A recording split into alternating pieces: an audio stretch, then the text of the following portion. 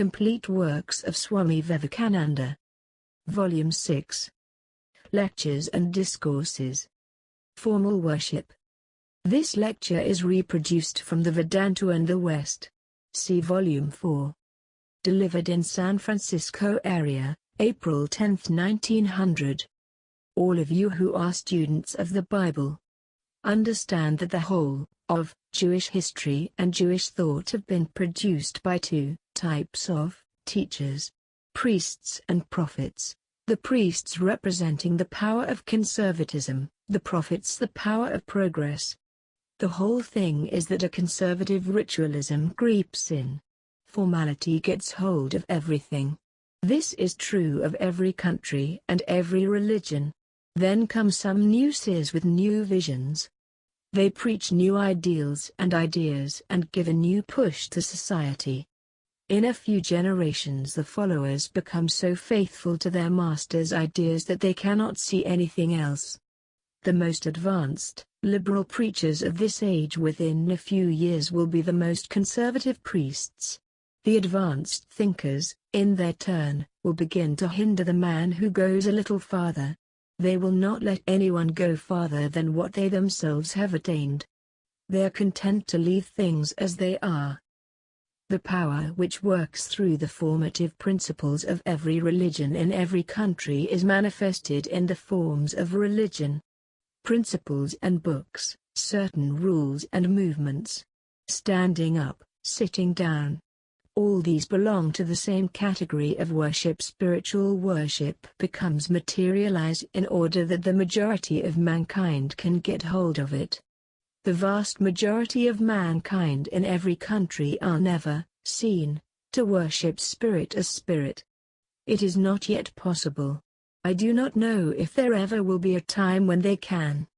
How many thousands in this city are ready to worship God as spirit? Very few. They cannot. They live in the senses. You have to give them cut and dried ideas. Tell them to do something physical. Stand up 20 times. Sit down 20 times. They will understand that. Tell them to breathe in through one nostril and breathe out through the other. They will understand that. All this idealism about spirit they cannot accept at all. It is not their fault. If you have the power to worship God as spirit, good. But there was a time when you could not. If the people are crude, the religious conceptions are crude, and the forms are uncouth and gross. If the people are refined and cultured, the forms are more beautiful. There must be forms, only the forms change according to the times. It is a curious phenomenon that there never was a religion started in this world with more antagonism to the worship of forms than Mohammedanism. The Mohammedans can have neither painting, nor sculpture, nor music. That would lead to formalism. The priest never faces his audience. If he did, that would make a distinction. This way there is none. And yet it was not 2 centuries after the prophet's death before saint worship developed. Here is the toe of the saint. There is the skin of the saint. So it goes. Formal worship is one of the stages we have to pass through. Therefore, instead of crusading against it, let us take the best in worship and study its underlying principles. Of course, the lowest form of worship is what is known as tree and stone worship. Every crude, uncultured man will take up anything and add to it some idea of his own. And that will help him. He may worship a bit of bone or stone. Anything. In all these crude states of worship man has never worshipped a stone as stone, a tree as tree.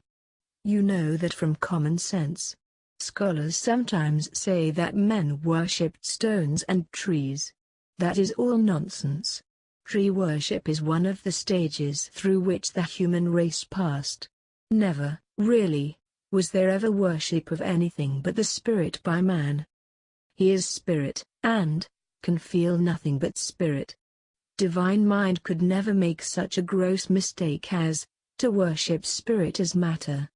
In this case, man conceived the stone as spirit or the tree as spirit. He imagined that some part of that being resides in the stone, or the tree, that the stone or the tree has a soul. Tree worship and serpent worship always go together. There is the tree of knowledge. There must always be the tree, and the tree is somehow connected with the serpent. These are the oldest forms of worship. Even though you find that some particular tree or some particular stone is worshipped, not all their trees or stones in the world. A higher state in formal worship is that of images of ancestors and God. People make images of men who have died and imaginary images of God. Then they worship those images. Still higher is the worship of saints, of good men and women who have passed on. Men worship their relics. They feel that the presence of the saints is somehow in the relics, and that they will help them. They believe that, if they touch the saint's bone, they will be healed. Not that the bone itself heals, but that the saint who resides there does. These are all low states of worship and yet worship. We all have to pass through them. It is only from an intellectual standpoint that they are not good enough. In our hearts we cannot get rid of them. If you take from a man all the saints and images and do not allow him to go into a temple, he will still imagine all the gods. He has to. A man of 80 told me he could not conceive God except as an old man with a long beard sitting on a cloud. What does that show? His education is not complete.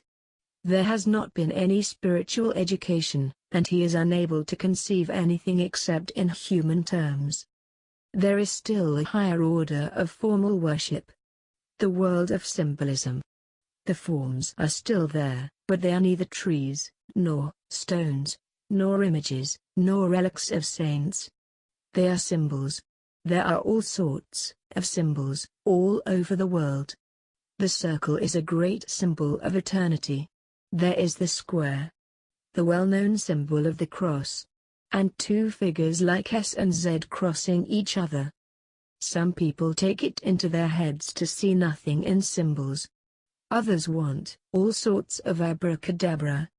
If you tell them plain, simple truths, they will not accept them.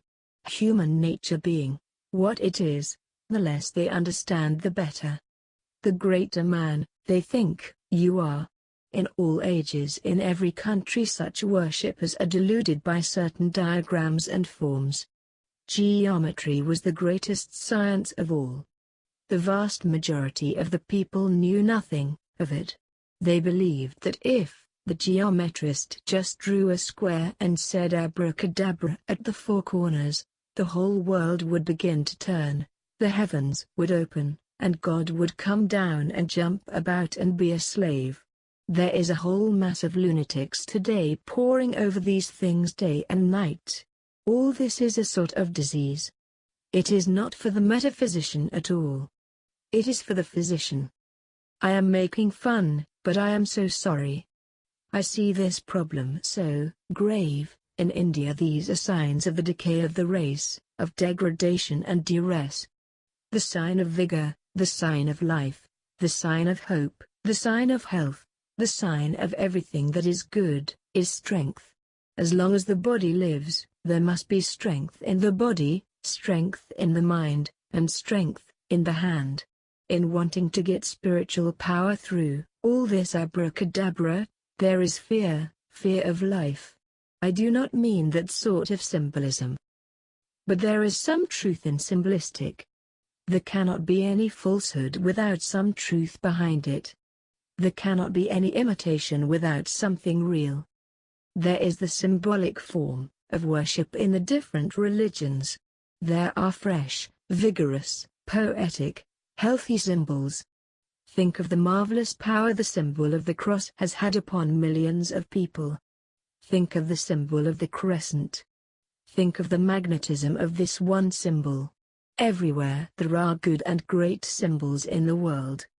They interpret the spirit and bring about certain conditions of the mind.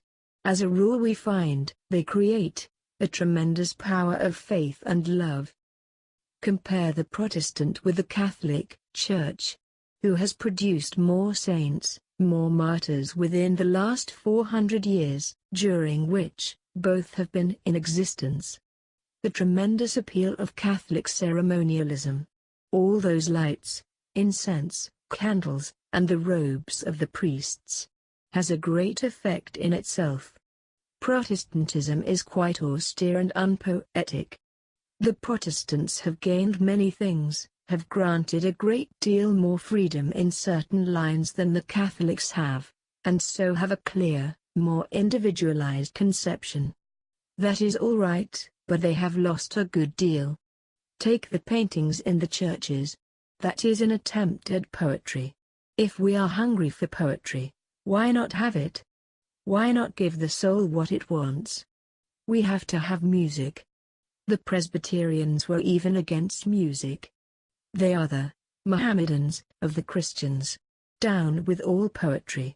Down with all ceremonials. Then they produce music. It appeals to the senses. I have seen how collectively they strive for the ray of light there over the pulpit. Let the soul have its fill of poetry and religion represented on the external plane. Why not? You cannot fight formal worship. It will conquer again and again. If you do not like what the Catholics do, do better. But we will neither do anything better nor have the poetry that already exists. That is a terrible state of things. Poetry is absolutely necessary. You may be the greatest philosopher in the world, but philosophy is the highest poetry. It is not dry bones, it is essence of things. The reality itself is more poetic than any dualism. Learning has no place in religion. For the majority, learning is a block in the way. A man may have read all the libraries in the world and many not be religious at all, and another, who cannot perhaps write his own name, senses religion and realizes it. The whole of religion is our own inner perception. When I use the words, man-making religion, I do not mean books, nor dogmas, nor theories. I mean the man who has realized, has fully perceived, something of that infinite presence in his own heart. The man at whose feet I sat all my life. And it is only a few ideas of his that try to teach. Could, hardly, write his name at all. All my life I have not seen another man like that, and I have traveled all over the world. When I think of that man, I feel like a fool, because I want to read books and he never did. He never wanted to lick the plates after other people had eaten. That is why he was his own book. All my life I am repeating what Jack said and John said, and never say anything myself. What glory is it that you know what John said 25 years ago and what Jack said 5 years ago? Tell me what you have to say. Mind you, there is no value in learning. You are all mistaken in learning. The only value of knowledge is in the strengthening, the disciplining, of the mind. By all this eternal swallowing, it is a wonder that we are not all dyspeptics. Let us stop, and burn all the books, and get hold of ourselves and think. You all talk about, and get distracted over losing your individuality. You are losing it every moment of your lives by this eternal swallowing. If any one of you believes what I teach, I will be sorry. I will only be too glad if I can excite in you the power of thinking for yourselves. My ambition is to talk to men and women, not to sheep. By men and women, I mean individuals. You are not little babies to drag all the filthy rags from the street and bind them up into a doll. This is a place for learning. That man is placed in the university. He knows all about what Mr. Blank said. But Mr. Blank said nothing.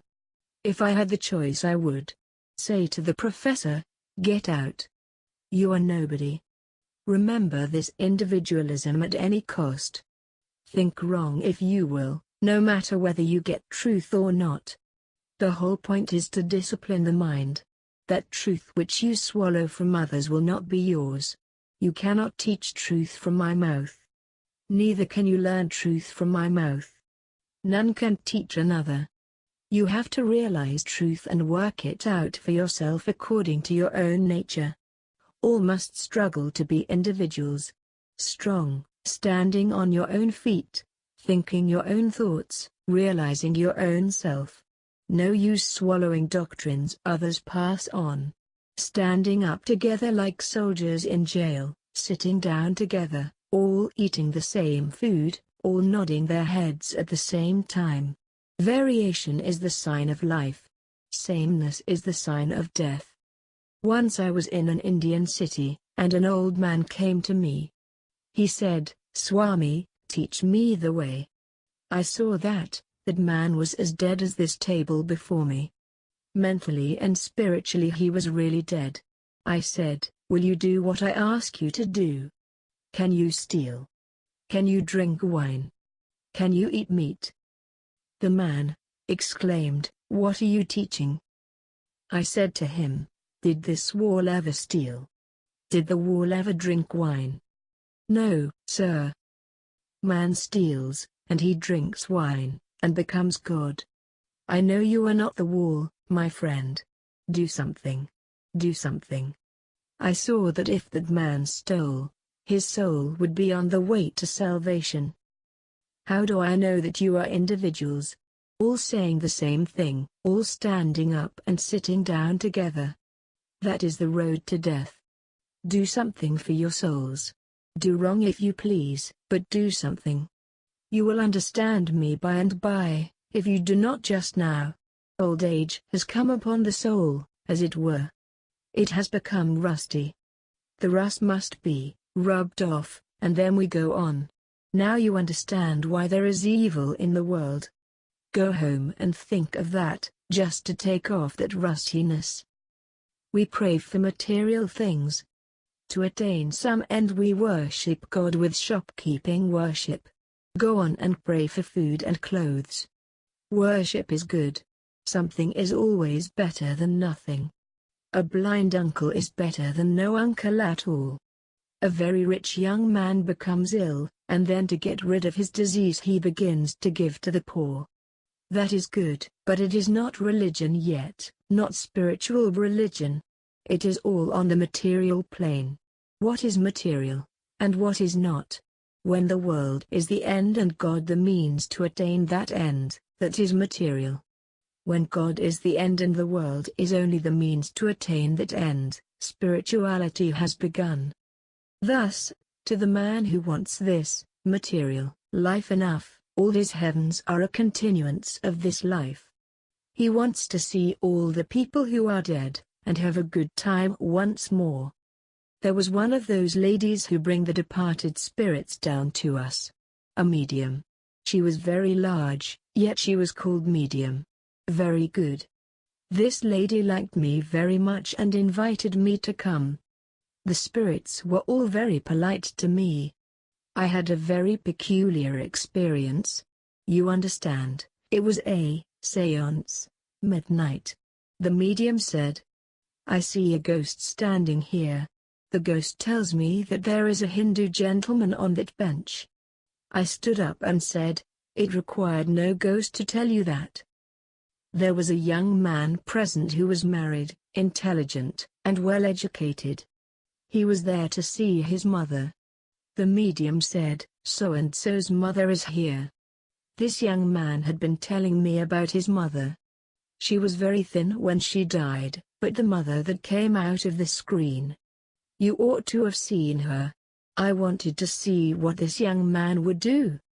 To my surprise he jumped up and embraced this spirit and said, "Oh mother, how beautiful you have grown in the spirit land." I said, "I am blessed that I am here. It gives me an insight into human nature." Going back to our formal worship. It is a low state of worship when you worship God as a means to the end, which is this life and this world. The vast majority of people have never had any conception of anything higher than this lump of flesh and the joys of the senses. Even in this life, all the pleasures these poor souls have are the same as the beasts. They eat animals. They love their children. Is that all the glory of man? and we worship God Almighty. What for? Just to give us these material things and defend them all the time. It means we have not gone beyond their animals and birds. We are no better. We do not know any better. And woe unto us, we should know better. The only difference is that they do not have a God like ours. We have the same 5 senses as the animals, only theirs are better. We cannot eat a morsel of food with the relish that a dog chews a bone. They have more pleasure in life than we. So we are a little less than animals. Why should you want to be something that any power in nature can operate better? This is the most important question for you to think about. What do you want? This life, these senses, this body, or something infinitely higher and better, something from which there is no more fall, no more change? So what does it mean? You say, Lord, give me my bread, my money. Heal my diseases. Do this and that. Every time you say that, you are hypnotizing yourselves with the idea, I am matter, and this matter is the goal. Every time you try to fulfill a material desire, you tell yourselves that you are their body, that you are not spirit. Thank God, this is a dream. Thank God, for it will vanish. Thank God, there is death, glorious death, because it ends all this delusion, this dream, this fleshiness, this anguish. No dream can be eternal. It must end sooner or later. There is none who can keep his dream forever. I thank God that it is so. Yet this form of worship is all right. Go on. To pray for something is better than nothing. These are the stages through which we pass. These are the first lessons. Gradually, the mind begins to think of something higher than the senses, the body, the enjoyments of this world. How does man do it? First he becomes a thinker. When you think upon a problem, there is no sense enjoyment there, but there, exquisite delight of thought. It is that makes the man. Take one great idea. It deepens. Concentration comes. You no longer feel your body. Your senses have stopped. You are above all physical senses. All that was manifesting itself through the senses is concentrated upon that one idea. That moment you are higher than the animal. You get the revelation none can take from you. A direct perception of something higher than the body. Therein is the gold of mind, not upon the plane of the senses. Thus, working through the plane of the senses, you get more and more entry into the other regions, and then this world falls away from you. You get one glimpse of that spirit, and then your senses and your sense enjoyments, your dinging to the flesh, will all melt away from you. Glimpse after glimpse will come from the realm of spirit. You will have finished yoga, and spirit will stand revealed as spirit. Then you will begin the worship of God as spirit. Then you will begin to understand that worship is not to gain something. At heart, our worship was that infinite finite element, love, which is an eternal sacrifice at the feet of the Lord by the soul. Thou and not I. I'm dead. Thou art, and I am not. I do not want wealth nor beauty, no, nor even learning. I do not want salvation. If it be thy will, let me go into 20 million hells. I only want one thing. Be thou my love. Vedanta and the West, November-December 1955. If you like this video, please like, share, subscribe and comment.